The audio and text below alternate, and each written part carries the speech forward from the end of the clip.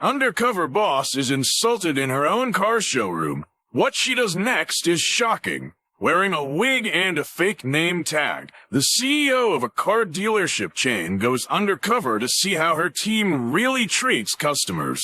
What she finds is worse than she expected. One of her top employees mocks her right to her face without knowing who she really is. But instead of getting mad, she takes bold action. What happens next teaches everyone a lesson they'll never forget. Imagine walking into your own business and being told you're not welcome. Now imagine using that moment to change lives forever. This story is about a woman named Angela, the CEO of a large car dealership.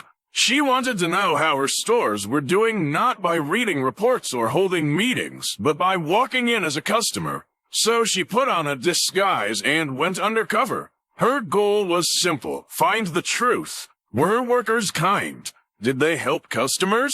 Or were they cutting corners and being rude? By the end of this video, you'll see how one surprising moment turned into a powerful lesson in leadership. Angela didn't yell or fire people on the spot. Instead, she found a way to lead with strength, heart, and a little bit of shock. Let's dive into her journey and see what you can learn from it. 2. Angela entered one of her top-performing showrooms dressed in plain clothes. She wore a black wig, glasses, and used the name Sharon. As soon as she stepped through the doors, she noticed something strange. A salesman looked her up and down and frowned. He didn't greet her. He didn't smile. Instead, he rolled his eyes and said, "We don't sell junkers here." Imagine you're walking into a store to spend thousands of dollars, and someone makes you feel small. That's what happened to Angela. It was her business, her staff, and her brand, and yet she was treated like she didn't belong.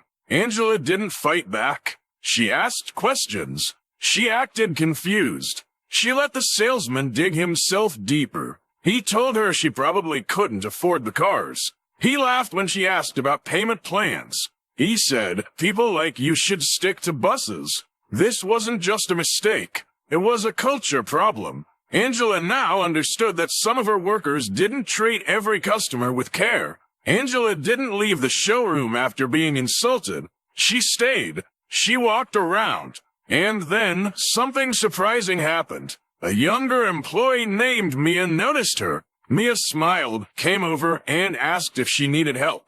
Her voice was kind. Her tone was calm. She offered water. She explained the cars carefully. She never once judged or laughed. Mia didn't know who Sharon really was, but she treated her like a person who mattered. Angela asked Mia about her job. Mia said she worked long hours but loved helping people. She dreamed of becoming a manager. She worked extra shifts, learned all she could, and never asked for anything back. Angela could see the difference. Mia was what the company needed more of. One rude worker showed what was broken. One kind worker showed what could be fixed. And Angela began to make a plan not with anger, but with purpose. A few days later, Angela returned to the same showroom. This time, she wore her real clothes, her real name tag, and her real title, CEO. The workers were stunned. The rude salesman turned pale.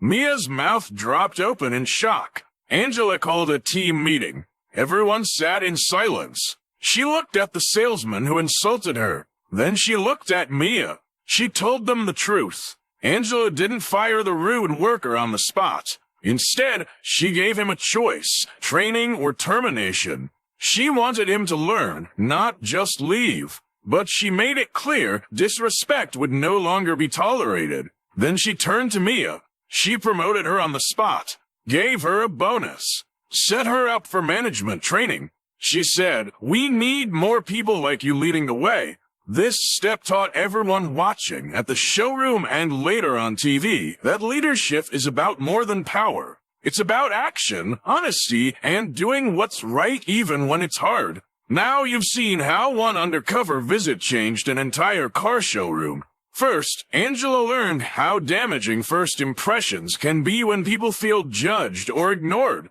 That moment opened her eyes to a deep culture problem. Then, she discovered that even in a rough place, kindness can shine through. Mia proved that being helpful and respectful never goes unnoticed. Finally, Angela didn't stop at seeing the truth. She acted. She didn't shout or punish blindly. She trained, rewarded, and rebuilt. These 3 steps, notice, value kindness, and take bold action, can work anywhere. Whether you run a business, go to school, or live in a busy family, these steps help you grow a stronger, better community, one moment at a time. Angela's story shows that even when you're insulted, you can lead with power and grace. One bold choice can change hearts. One act of kindness can turn into a promotion. One honest action can fix a broken culture. Now, it's your turn. Notice how you treat others. Choose kindness.